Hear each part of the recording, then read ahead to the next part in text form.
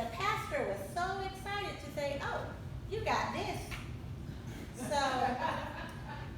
okay, I got this. So this morning, this week, this month, this year has been a challenge. My sister and I were talking on the phone the other night, and which is not odd, but because we all talk all the time, but we were talking, and she was saying, you know what, I had such a night, I had such a day, and she's like, I just had to calm myself, and she's like, I found myself being in bed, and the Lord spoke to me, and he just pretty much said, peace, be still. And I said, what? She was like, I was thinking about, I'm going to do this, I'm going to do that, I'm going to do this, I'm going to do that. And she said, the Lord was like, now, peace, be still. And I was like, Jamie, I had that same experience the other night. And like 3, 4 o'clock in the morning. I was like, and the wind was blowing. And in the wind blowing, thanks to Delta, thanks to Laura, we got a little sign off on the house, and it's on my side. And so when the wind blows, you get it. And if you've ever been, anybody that knows that Jacqueline will not get up in the middle of the night for anyone. So if you're going to kill me fast, because I'm going to be sleeping sound. So needless to say, when I hear all of this, I'm like, you know what, Lord, just like you told that wave, I need some peace. Peace. Be still. You said, if I have the faith of a mustard seed, I can move a mountain. So I'm going to tell this wind to peace. So then I flip over, and I'm like, oh, okay, good, stop. I flip over, but yet I still have this wrestling going on in my spirit because I'm like, oh, Lord, I still have to do the message Sunday, and I haven't started on it, and I don't have the idea, and I don't have this. And again, it comes to me, peace. Peace. So this morning, we're going to work this out. All right. So, Heavenly Father, put me behind the cross to speak your word with faithfulness, clarity, authority, passion, and wisdom, and humility, as you would have me to speak them. Let the words of my mouth and the meditation of my heart be acceptable in your sight, O Lord, my strength and redeemer. Amen. Amen. So, I knew I had to do this weeks ago. However, again, it's been a week, it's been a month, it's been a year. Yeah. Yes. Not a good excuse, but it has been all these things. Up until this morning, up until maybe 15 minutes ago, me walking into the church, I still was changing my title. I changed my title several different times. Jennifer and I were talking last night, and I was telling her, hey, I have a little uneasiness about this. Can you help me with this? And she makes her green leaf joke like, oh, I guess I'm going to be Phil DeMorris now. It's like, no, I have the content already. Thank you.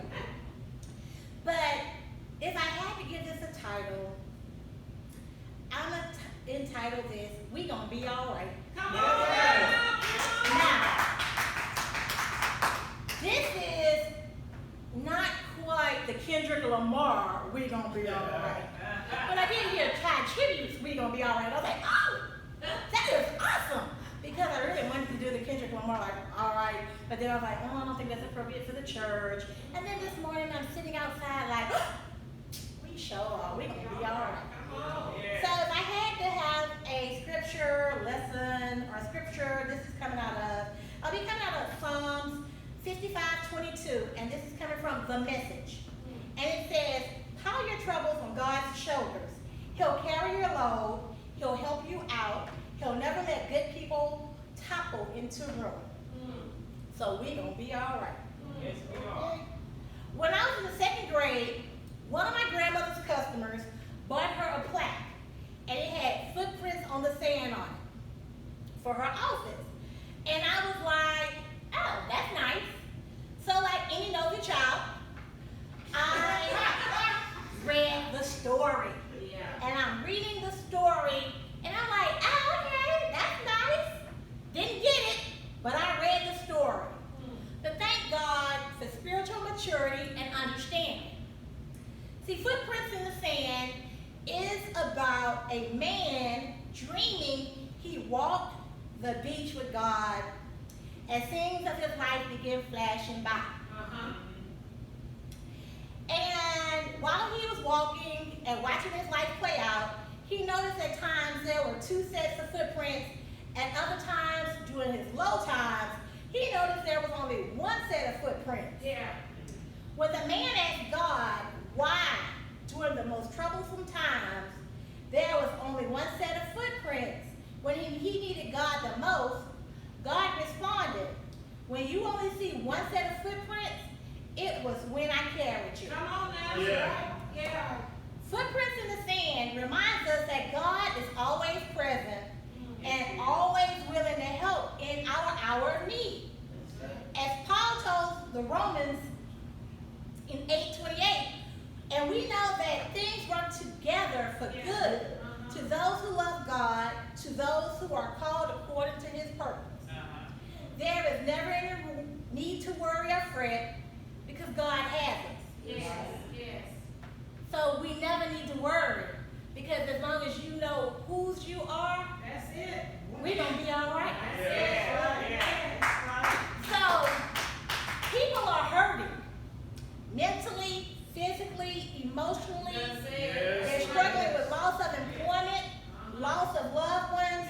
Parents are grappling with trying to work while their children are part of a distance learning environment.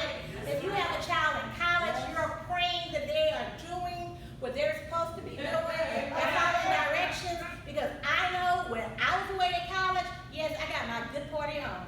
So I got 2 degrees, one in cardiology and one in computer science. So we're hoping under this current climate that our children are doing what they're supposed to be doing. Families only being able to connect with their loved ones through windows or virtually. And I don't know about how many of you know, but some seniors are just not that versed in using FaceTime. That's right. Employers are trying to keep their employees safe in their working environments. People are tired, torn, and scorned by politics, the non-civility of our elected officials, and the increasing number of casualties to COVID. Come on now. It's a lot. And if you're not impacted by one thing, you're impacted by something. And if you're not, you know somebody that's going through something. So for me, 2020 has been nothing short of an emotional roller coaster. From the loss of iconic figures to the mask and social distancing being our new norms. I was trying to read with my glasses, but they get fogged up. So imagine me in my mask. But remember this, back in the day, it had to be the late 80s and 90s when we would see Michael Jackson overseas, and we would say, what's wrong with him? Why does that boy have that mask on? That's right. He is so crazy. When he was on fire, that fire did something to his brain. Who knew? Michael Jackson was on to something. That's right. And it would be on trend in 2020. So when you think about it, with these parallels and these things that's going on right now in our times, across the nation, across the world, it kind of makes you feel like we're kind of like in Exodus, like the Egyptians. Less the Hebrew slaves. We don't have pyramids. We have modern conveniences, but think about this. The part of Pharaoh would be played by the president. You better speak, girl. He refuses to heed the warnings of his top aides and officials in everything. He's put his family in places so that they can just also benefit from his position. So just like the plagues, we've had water turn into, we haven't had water turn into blood, but we've had water turn red across the globe and in New York. Because of what we're doing, the bacteria and the microorganisms are not communicating like they're supposed to, and it turned the whole lake red. So in Florida, homeowners found toxic frogs all over their yards. There were lice infestations that hit Washington State University and the public school system in Quincy, Massachusetts. Deadly hornets were spotted in America just as COVID hit. COVID forced farmers to kill all their livestock or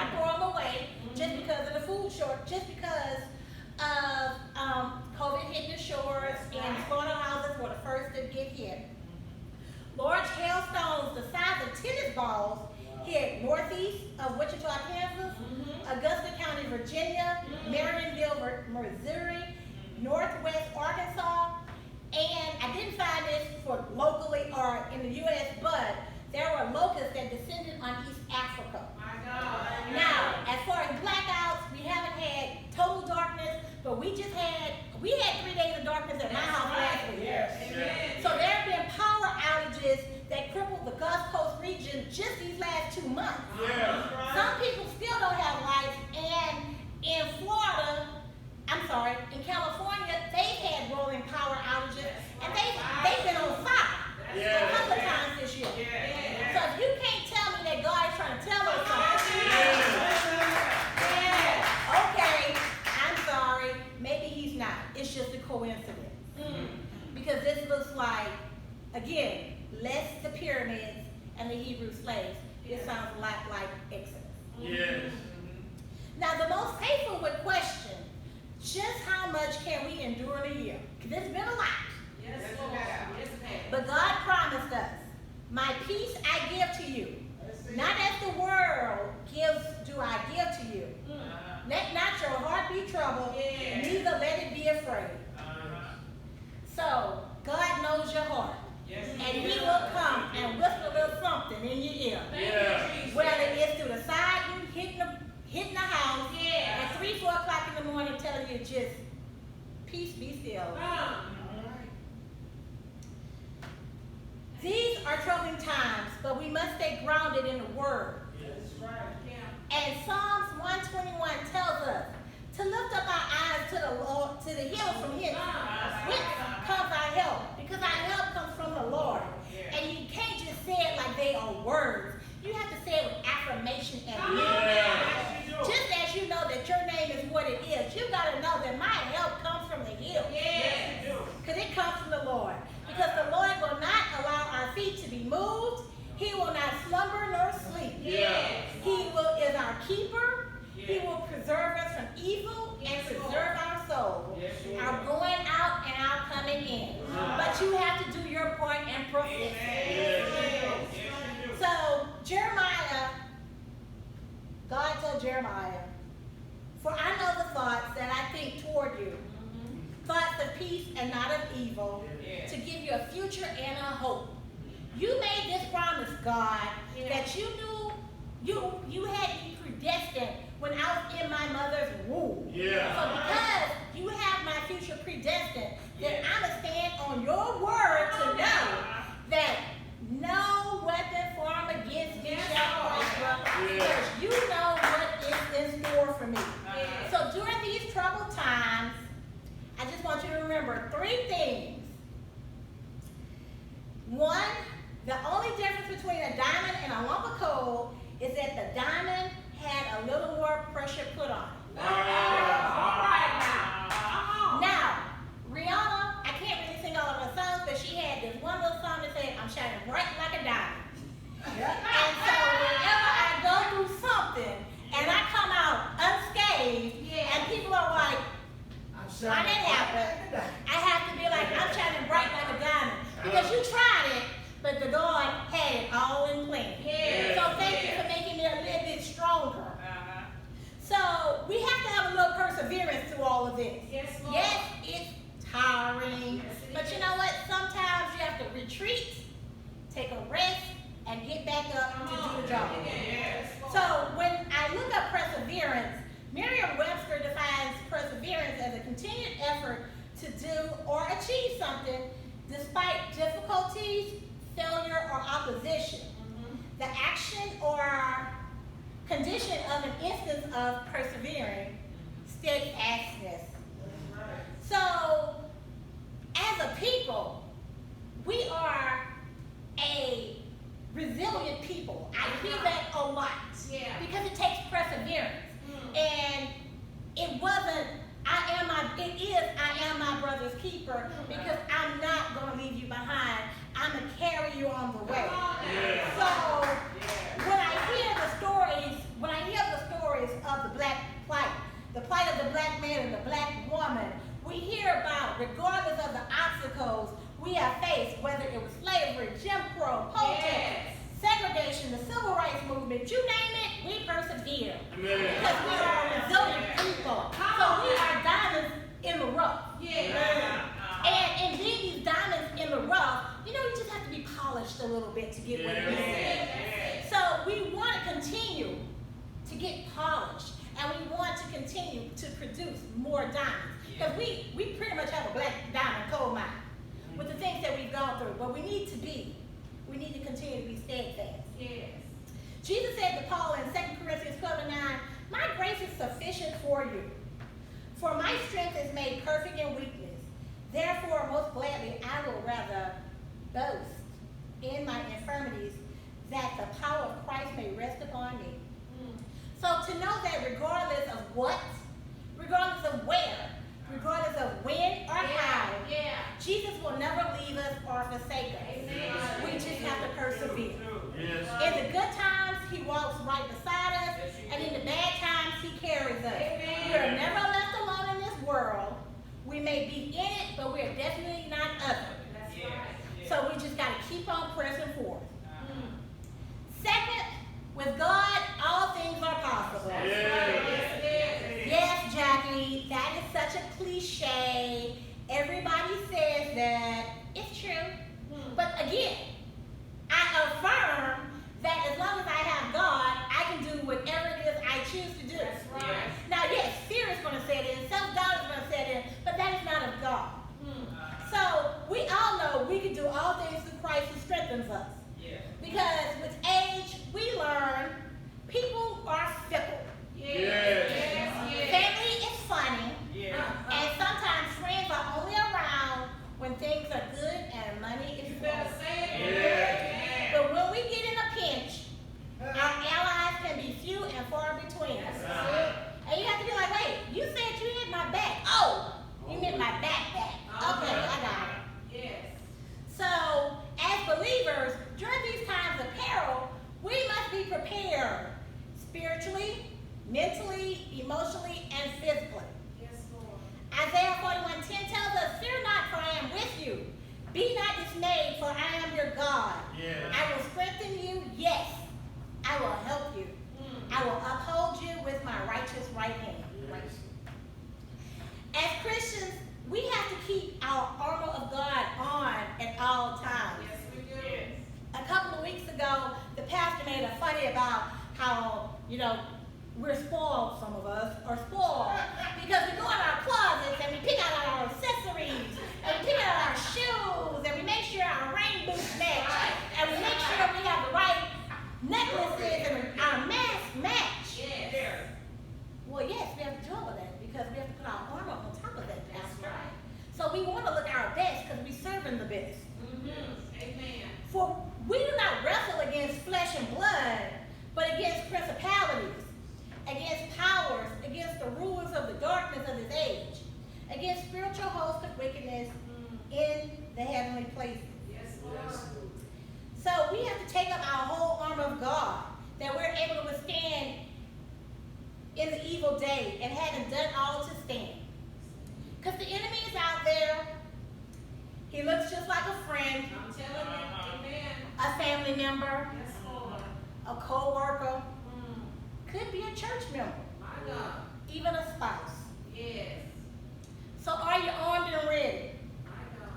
Are you ready for battle? Do you have your helmet of salvation? Are your breastplate of righteousness? What about your belt of truth, your sword of the Spirit, the shield of faith, and the feet of peace? Are you armed? Are you ready for this battle? At our most faithless moment, God remains faithful. When we put on his full armor, the enemy does not see us and they don't know what to do. All he sees is the radiance of God shining through us. Even when we can't put on our full armor, God is so merciful and gracious to us all. The Lord will fight for us. We need only to be still and know that he is God alone. We've all seen the American Express commercials that ended something like, American Express, don't leave home without it. But we have the best access. Doesn't require a credit report. It doesn't require a credit score. the Most High God's home. And we should never leave home without it. Number 3, don't get distracted. Stay focused on God. So, there was this guy that we were talking, chit-chatting, whatever. And he was having this conversation one day, and he's making his moves. And I'm like, sitting there going, I'm really listening to you, but I'm really not paying attention to you, because, oh my God, what is he saying? Oh my God, So in my mind, racing with everything else that's going around, everything else, I totally missed his question. And in missing his question, I was like, sure, whatever. Yeah, that's fine. Little did I know that this man had asked me to go to lunch with him. And I'm sitting up here like, why is he talking in his, he was like trying to make his neck moves. And I'm like, okay, yeah, that's fine. Yeah, okay. So we get distracted sometimes. But Mark tells us, and the cares of this world, the deceitfulness of riches, and the desires for other things choke the word, and it becomes unfruitful. Wow. So it is easy to get off track, Yes, Lord, it is. especially with all the interruptions we have. If you have a smartphone, you can set it so that you get news updates. It gives you sports scores. Right. You're constantly getting dings. If you have Facebook, Twitter, or Instagram, you are constantly looking at your phone. Yeah. When you get home, you have the internet, you have the television, you have your tablet. If that doesn't work, you have your tablet. For me, I sometimes am so lazy that I just switch because I have a smart TV. So I don't need the internet. Well, I do need the internet, but I can do my internet stuff on my television. We have so much stuff going on. My phone was dinging so much at one time, I had to set it to go to sleep from 10 p.m. to 7 a.m. Yeah. so that it does not ring or ding, and I can have a peaceful night's sleep. Yes. So anytime we turn on the television, anytime we go to Google or any type of web browser, we see things about the election, and if you turn on the television, you see another commercial that's trying to stoke fear in you, Yes. and manipulate your decision-making skills, and we don't even want to factor into we haven't even factored in family, work, That's right. church, Yes. and social obligations. Yes. With all these distractions, it's hard to make time for God. That's right. That's right. And yes, I did say we have church obligations. I didn't say we had God obligations. I said church obligations. That's right. Because if you serve in the capacity of the church, Come on now. that's a whole nother job in itself. Many times, God has wanted to talk to us, but we couldn't make time. We were too busy. So what does he do? He has to blow a storm in. Lord have All mercy. right. Wow. And he's blowing a storm in to get our attention. Yeah. Or he has to get us at the still of the night to whisper and have whisper a little word in you My God. to get your attention. Come on now. Come on. So, distractions hinder our growth, and they move us away from God. Distractions could be our spouses, Yeah. our interests, Yeah. our children, That's right. our work. 2 Corinthians 11:3 says, "But I am afraid that as the serpent deceived Eve by his craftiness, your minds will be led astray from the simplicity and purity of devotion to Christ." So in doing this, we have to take time. We have to make time just to have time. We have to make time for Jesus. Amen. So have you ever watched a horse race and ever wondered why racehorses have blinders that cover the side of their eyes? Well, if you ever wondered that, it's because horses have their eyes on the sides of their heads. So they're like humans. They have peripheral vision. Yeah. And with your peripheral vision, You don't necessarily have to move your head to see what's going on the side. That's right. Now you don't have to see what's behind you, but you don't have to turn to see what's going on the side. Yeah. You just have to turn your eye Mm-hmm. a little bit. And horses, like humans, are nosy. So if a horse sees something coming up on the side, either side, that horse can end up running off course. Mm-hmm. Unless they are made to remain focused. So they put blinders on. And in putting these blinders on, it helps keep the horse focused on what's ahead rather than what's on the side. Yes. That's So good. sometimes in our daily lives, Yes, we Lord. need to put on our blinders That's to good. be focused. That's good. Because That's guess what? You can have 5, 6, 7, 2 things. You can even have one thing on your thing to-do list for the day. But if you constantly getting interrupted, if you're constantly getting phone calls, That's if you're true. constantly That's looking it. at your phone, That's if true. you're constantly doing this, and people are constantly coming in, by the end of the day, you're like, I ain't doing nothing. good. That's right. So we gotta put on our blinders. Distraction is a frequent reminder of our frailty and our limits. Regardless of how big and bad we think we are not God. That's right. Distractions humble us and forces us to ask God for the help we so desperately need, Mm-hmm. and they can build our faith. There are many good things to do, but only what God says to do is most important. There are good things we should, from time to time, be focused on, but ultimately there is only one thing that is important. We must remember that all things will pass, but only what we do for Christ will last. That's it. Now, 1 Corinthians 6:12, in the New International Version of 1984, which is next to obsolete, said, everything is permissible for me, but not everything is beneficial. That's it. Everything is permissible for me, but I will not be mastered by anything. Mm. Don't let the world get you caught up in its distractions. Keep your eyes on the prize. That's Keep your it. eyes on Jesus That's good. and his desire for life. Yes.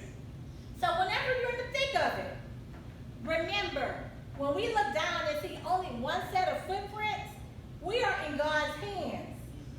Be strong and of good courage. Do not fear nor be afraid, for the Lord our God, he is the one who goes with us. Mm. He will not leave us or forsake us. We all have our footprints in the sand's moments from time to time. Yeah. I'm standing here.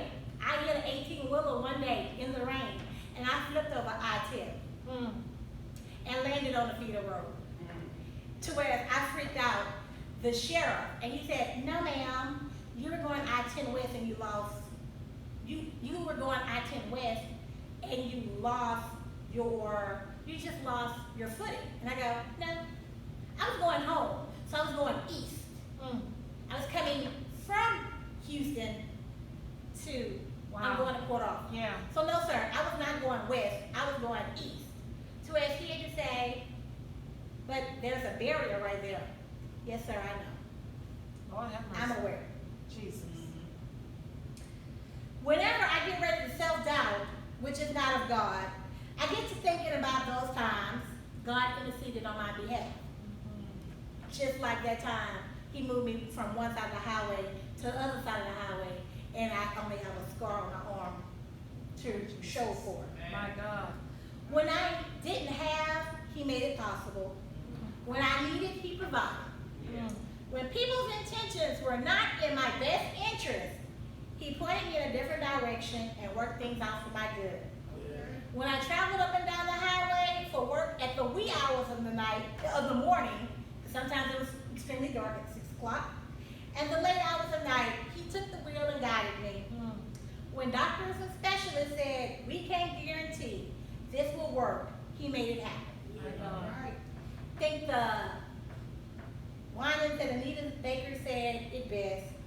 Ain't no need to worry. That's it. What the night's gonna bring. Yes. It'll be all over In the in the morning. morning. Yes. There's a fear of nightfall when darkness comes and covers